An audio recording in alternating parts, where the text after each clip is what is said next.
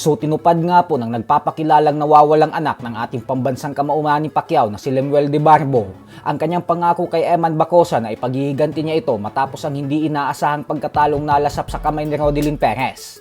Nanalo po kasi si De Barbo sa naging laban niya kaapon sa bansang Thailand matapos niyang talunin via 5th round knockout ang Thai fighter na si Sahara Tahirong. Kaya naman umabante na ang kanyang napakalinis na undefeated record ngayon sa 9 wins with 9 knockouts at walang talo.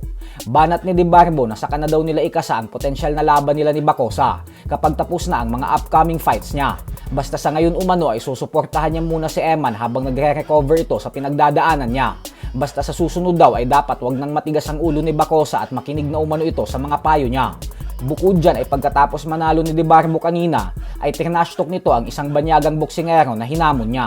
You're too small. I've been living in New Zealand together with a giant.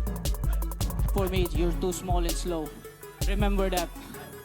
Sa kabilang banda naman mga idol ay hindi nga po nagdalawang isip ang BKB Super Welterweight World Champion na si Rolando D.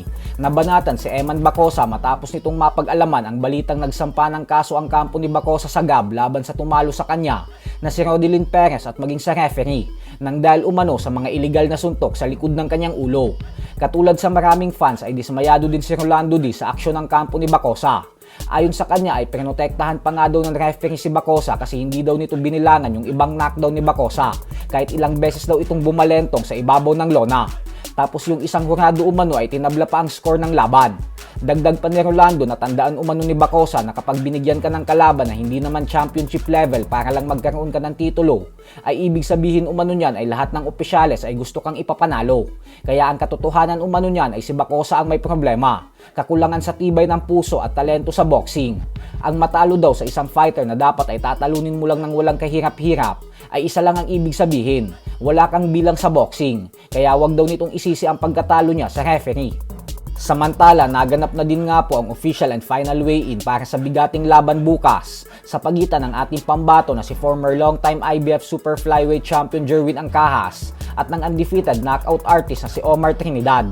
Wala pong naging problema ang dalawa sa pagkuha ng tamang timbang dahil parehong silang sumalang sa timbangan ng may bigat na 125.5 pounds. Pasok na pasok sa 126 pound limit ng featherweight division. Kaya naman dahil dyan ay tuloy na ang kanilang laban bukas sa Amerika. Suportahan po natin si Angcahas dito, lalo pat ito ang kanyang kauna-unahang laban sa ilalim ng Sufa Boxing ni Turki Al-Ashik. Bukod dyan ay hindi po madaling kalaban itong si Trinidad, kaya ipagdasal natin na maipatikim ni Angcahas ang unang talo ni Trinidad sa laban bukas. So hanggang dito na lang po muna tayo mga idol. Sports Talk PH, kakaiba ang laban ng mga Pinoy, lakas at dedikasyon ng armas ng tinuon, kamaong nagbabaga ang sayo ay babaon.